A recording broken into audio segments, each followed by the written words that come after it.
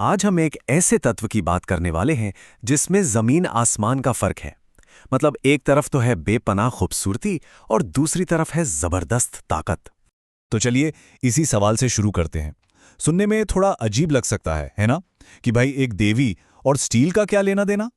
पर इसका जवाब विज्ञान और पौराणिक कथाओं के एक बड़े ही अनोखे संगम में छिपा है। जी हाँ, इसका जवाब है वेनाडियम। बात है 1830 की, जब स्वीडन के एक केमिस्ट निल्स गैब्रियल सेफस्ट्रोम ने इसका नाम खूबसूरती की देवी वेनाडिस के नाम पर वेनाडियम रख दिया। पर सवाल ये है कि आखिर क्यों?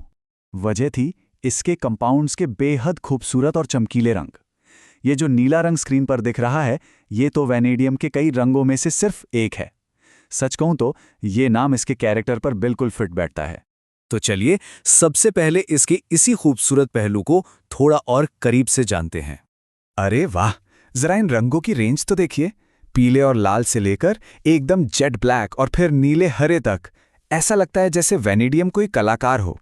रंगों की एक पूरी की पूरी दुनिया है जो बस एक ही एलिमेंट में छिपी हुई है। वैसे इसकी खोज की कहानी भी कोई कम दिलचस्प नहीं है।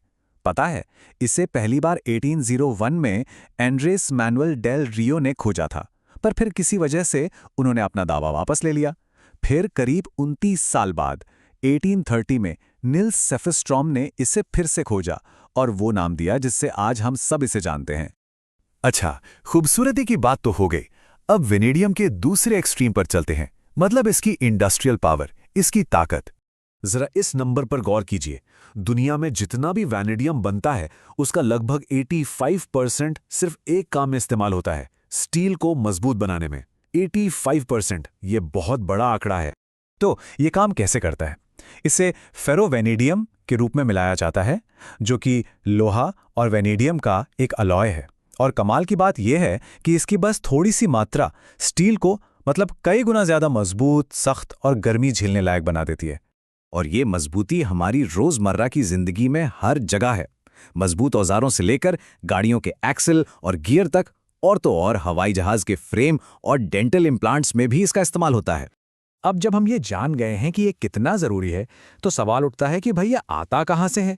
दुनिया का ज्यादातर वेनेडियम प्रोडक्शन बस कुछ ही देशों के हाथ में है।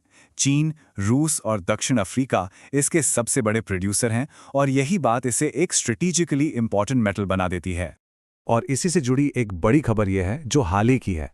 2021 में जियोलॉजिकल सर्वे ऑफ इंडिया ने कंफर्म किया कि अरुणाचल प्रदेश में वेनेडियम का बहुत बड़ा भंडार मिला है। ये भारत के लिए एक बड़ी बात है।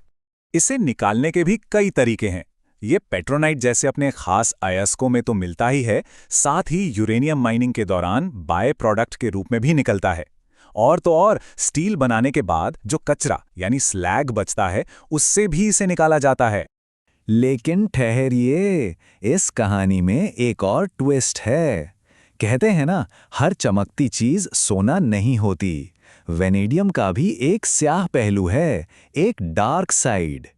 ये एक सीधी और साफ चेतावनी है। वेनेडियम के जितने भी कंपाउंड्स हैं, उन सबको जहरीला माना जाना चाहिए। ये बात इसके इस्तेमाल में सावधानी बरतने की अहमियत पर जोर देती है। जो इंडस्ट्रियल वर्कर्स इसके संपर्क में आते हैं, उनकी सेहत पर बहुत बुरा असर पड़ सकता है। इस टेबल में कुछ लक्षण दिख रहे हैं, जैसे हाथों का कांपना और आंखों में जलन। लेकिन जो सबसे अजीब और खास लक्षण है, वो है हरी जीभ का हो जाना। ये वेनेडियम एक्सपोजर का एक पक्का संकेत माना जाता है। तो मतलब की बात यह है कि सबसे बड़ा खतरा उन लोगों के लिए है जो फैक्ट्रियों में काम करते हैं और इसकी धूल या धुएं में सांस लेते हैं। सही सेफ्टी के बिना ये बहुत ज्यादा खतरनाक हो सकता है। इसके जहरीलेपन के बावजूद वेनेडियम आने वाले कल की टेक्नोलॉजी के लिए बहुत ही ज्यादा जरूरी है। चलिए देखते हैं कि कैसे ये सिर्फ अलॉय से आगे बढ़कर हमारी दुनिया को पावर देने की तैयारी कर रहा है।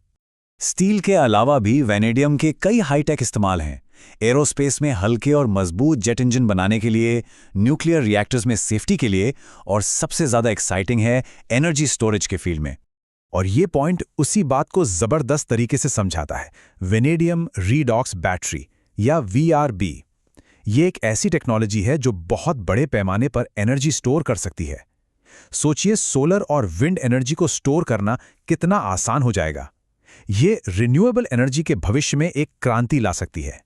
तो हम घूम फिरकर वहीं आ गए जहां से शुरू किया था, एक्सट्रीम्स पर। एक ऐसा तत्व जिसके नाम में सुंदरता की देवी है, जो इंडस्ट्री को मजबूती देता है पर साथ ही जहरीला भी है और भविष्य को एनर्जी देने का दम भी रखता है। सवाल यह है कि हम इसके इन विरोधाभासों को बैलेंस कैसे करेंगे। ये एक ऐसा सवाल है जो आने वाले समय में साइंस, इंडस्ट्री और हमारे पर्यावरण का भविष्य तय करेगा।